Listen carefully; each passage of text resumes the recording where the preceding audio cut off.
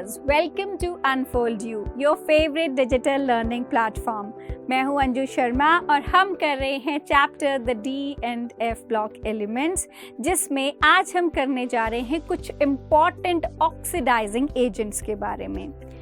Oxidising agents में हम पहले तो ऑक्साइड्स के बारे में पढ़ते हैं कि जो ट्रांजिशन मेटल्स हैं वो काफ़ी ऑक्साइड्स बनाते हैं हाई टेम्परेचर पे, राइट। ऑक्सीजन के साथ कंबाइन करेंगे और जो हायर ऑक्सीडेशन स्टेट्स वाले हैं उनका नेचर जो है that is acidic. Metals with lower oxidation states, उनकी जो भी ऑक्साइड्स होती हैं those are basic in nature. इसमें जो पहली ऑक्सीडाइजिंग एजेंट हम पढ़ने वाले हैं that is potassium dichromate K2Cr2O7। आप इसका स्ट्रक्चर देख सकते हो। हमारे पास ये है पोटेशियम की 2 आयंस और क्रोमियम यहाँ पर ऑक्सीजन के साथ इस तरह से बॉन्डेड होता है। This is structure of potassium dichromate. अब जो हम इसकी प्रॉपर्टीज पढ़ेंगे उसमें इसकी एग्जिस्टेंस या तो क्रोमेट आयंस के फॉर्म में हो सकती है जो कि टेट्राहेड्रली अरेंज्ड है, या डाइक्रोमेट आयन के फॉर्म में हो सकती है। क्रोमेट आयन में it is yellow coloured and dichromate में इट इज ऑरेंज कलर्ड। इसमें 2 टेट्राहेड्रा आपस में जॉइंड हैं और ये 1 मार्क के लिए आपको इनका स्ट्रक्चर पूछा जा सकता है और इनका कलर भी आपको याद होना चाहिए, उस पर भी क्वेश्चन पुट होता है। पोटेशियम डाइक्रोमेट के बारे में हम सबसे पहले इसकी प्रिपरेशन करेंगे। तो प्रिपरेशन में 3 स्टेप्स हैं, जिसमें सबसे पहले स्टेप में हम आयरन क्रोमेट से सोडियम क्रोमेट बनाएंगे। फिर इस सोडियम क्रोमेट को हम सोडियम डाइक्रोमेट में चेंज करेंगे और सोडियम डाइक्रोमेट को पोटेशियम डाइक्रोमेट में चेंज करेंगे। ये 3 स्टेप्स 3 मार्क्स के लिए पूछे जाते हैं, या फिर अगर आपको कोई भी एक स्टेप इस पे पूछा जाएगा तो 1 मार्क के लिए आएगा। So this is iron chromate, जिसमें सोडियम कार्बोनेट और ऑक्सीजन पास करके we are getting sodium chromate और साथ में हमें मिल रहा है कार्बन डाइऑक्साइड। सेकेंड स्टेप में हम इस सोडियम क्रोमेट में एसिड डाल के उसको सोडियम डाइक्रोमेट में चेंज करते हैं।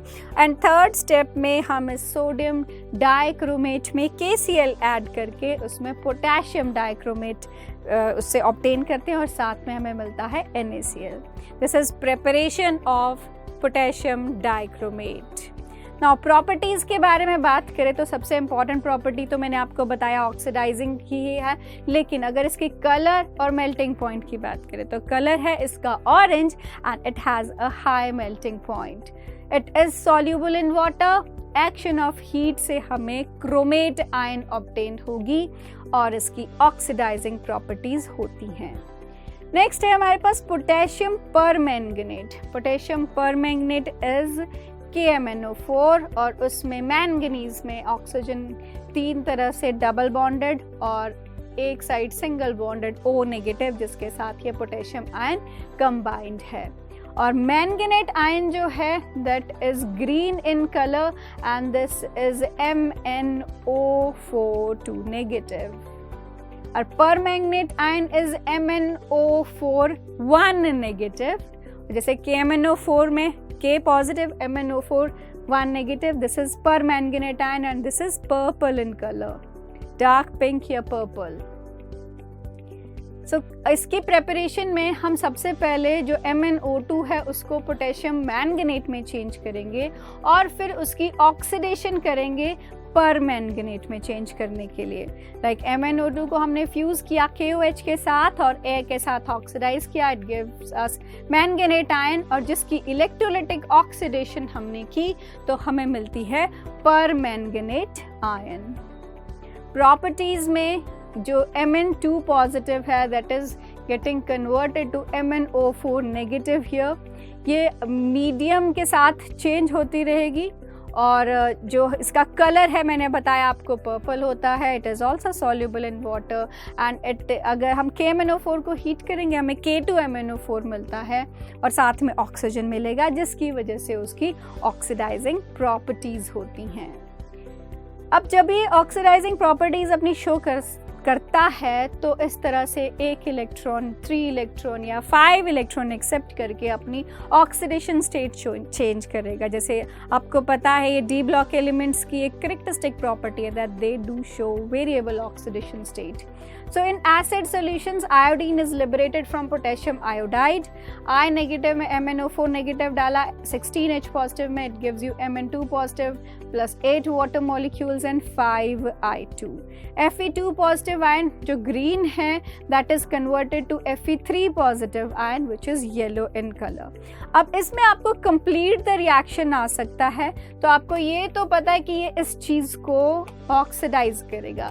K2Cr2O7 भी यही करता है, KMnO4 भी यही करता है कि एक रिएक्टेंट को वो चेंज करके उसकी ऑक्सीडेशन स्टेट चेंज कर देगा। I नेगेटिव को I2 में ऑक्सीडाइज कर रहा है, Fe2 पॉजिटिव को Fe3 पॉजिटिव में ऑक्सीडाइज करेगा।